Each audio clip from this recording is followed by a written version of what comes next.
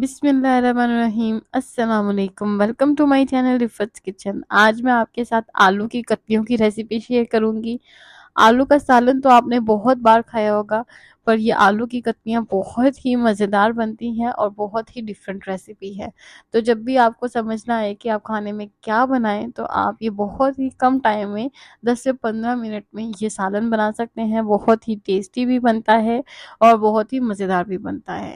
Channel پر نئے ہیں تو چینل کو سبسکرائب کر دیں، اور ویڈیو پسند آئے تو ویڈیو کو لائک لازمی کرنا اور دوسروں کے ساتھ بھی شیئر کر دینا۔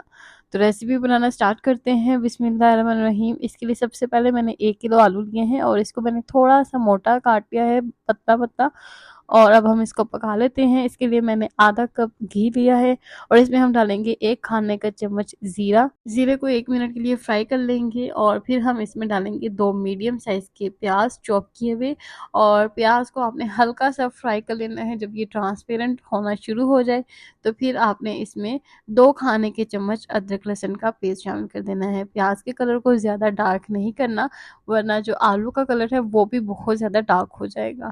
تو یہ دیکھیں ہلکا سا ٹرانسپیرنٹ ہونا شروع ہو چکے ہیں۔ اب میں اس میں ڈالوں گی 2 کھانے کے چمچ ادرک لہسن کا پیسٹ۔ اگر آپ کے پاس کوٹا ہوا ادرک لہسن ہے تو آپ وہ بھی اس میں شامل کر سکتے ہیں۔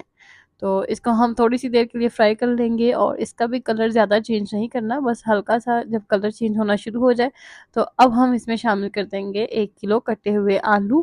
آلو کو میں نے گھی کے اندر ہی شامل کیا ہے، کیونکہ ہم اس کو بھی گھی کے ساتھ فرائی کر لیں گے تاکہ اس کے اندر بھی کرسپی سا ٹیسٹ آ جائے، اور جیسے ہم چپس کے اندر اس کو فرائی کرتے ہیں نا، بالکل اس کا ویسا ٹیسٹ آنا شروع ہو جائے گا۔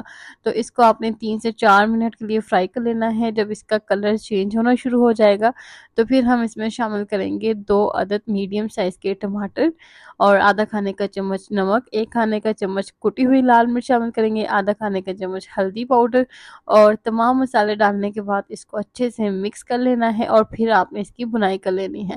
اس کو آپ نے 3 سے 4 منٹ کے لیے بھون لینا ہے، اور جب ٹماٹر سافٹ ہو جائیں تو پھر ہم اس میں ڈالیں گے 2 گھونٹ پانی۔ پانی ڈالنے کے بعد آپ نے اس کو 2 سے 3 منٹ کے لیے بھنائی کر لینی ہے، تاکہ جو اس کا مسالہ ہے وہ اچھے سے بھن جائے اور آلو بھی اچھے سے بھن جائے۔ تو اس کو بھنائی کرتے ہوئے تقریباً مجھے 5 منٹ ہو چکے ہیں۔ یہ دیکھیں ٹماٹر بھی بہت زیادہ سافٹ ہو چکے ہیں۔ اب ہم اس میں ڈالیں گے 2 گھونٹ پانی۔ زیادہ پانی نہیں آپ نے شامل کرنا ہے، صرف اتنا پانی شامل کرنا ہے کہ اس کی سٹیم میں آلو اچھے سے گل جائے۔ تو 2 گھونٹ پانی شامل کرنے کے بعد اس کو مکس کر لیں گے، اور پھر ہم اس کو رکھ دیں گے دم والی آنچ پر تقریباً 10 منٹ کے لیے۔ تو 10 منٹ ہو چکے ہیں اور آلو اپنی ہی سٹیم میں بہت اچھے سے گل چکے ہیں۔ ویسے ہی ہم نے باریک سے آلو کاٹے ہیں تو اس کو گلنے میں بالکل بھی ٹائم نہیں لگے گا، بس آپ نے اس کو سٹیم پر گلا لینا ہے، اور اس پوائنٹ پہ بہت اچھی خوشبو آ رہی ہے۔ اب آپ اس کے اوپر ہر دھنیا کی گارنش کر لیں اور ہری مرچیں شامل کر لیں، تو اس سے بہت اچھی خوشبو آ جائے گی۔ اب آپ اس کو سرو کر لیں روٹی کے ساتھ، بہت ہی مزہ آئے گا۔ اگر آپ چاہیں تو آپ اس کو ایسے بھی کھا سکتے ہیں، کیچپ ڈال کے بھی اس کا بہت مزہ آتا ہے۔ تھوڑی سی میں اس میں ڈالوں گی کلونجی، اور تھوڑا سا اس کے اوپر ہرا دھنیا ڈالیں گے، اور اس کو آپ روٹی کے ساتھ سرو کر لیں۔ اور اسی دوران اگر آپ میرے چینل پر نئے ہیں تو چینل کو سبسکرائب کر دیں۔ ویڈیو پسند آ رہی ہے تو ویڈیو کو لائک لازمی کرنا اور دوسروں کے ساتھ بھی شیئر کر دینا۔ تو بہت ہی مزیدار سا اور ڈیفرنٹ سا آلو کا سالن بن چکا ہے۔ اگر آپ کو یہ ریسیپی پسند آ رہی ہے تو ریسیپی کو لازمی ٹرائی کرنا۔ ملتے ہیں نیکسٹ ویڈیو میں، تب تک کے لیے اللہ حافظ۔